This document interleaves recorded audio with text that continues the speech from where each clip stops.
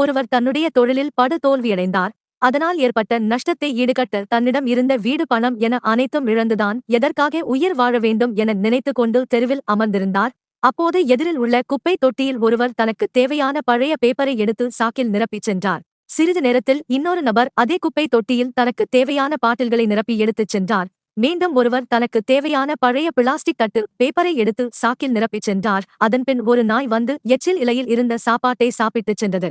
கடைசியாக வந்த ஒரு பசு குப்பையில் கிடந்த பச்சிலை மற்றும் பழங்களை சாப்பிட்டு தன் பசியை போக்கிக் கொண்டது. இதை பார்த்த படு தோல்வியடைந்த அந்த நபர் கூறிய வார்த்தைகள், ஒரு சிறிய குப்பை தொட்டியில் இத்தனை பேர் பிழைத்து வாழ்கிறார்கள் என்றால் இந்த பறந்து விரிந்து கிடக்கும் இவ்வுலகில் நாம் அனைவரும் எப்படி எல்லாம் பிழைத்து வாழலாம் என்று தன் மனதை திடப்படுத்திக் கொண்டு இனி தனக்கு தோல்வியே கிடையாது என தன்னம்பிக்கையுடன் தன் பழைய தொழிலை தொடங்கச் சென்றார். இந்த பரந்த உலகில் நாம் அனைவரும் ஜெயிக்க பிறந்தவர்கள். அதனால் என்றும் துவண்டு விடாமல் மீண்டும் மீண்டும் முயற்சி செய்து முன்னேறுவோம்.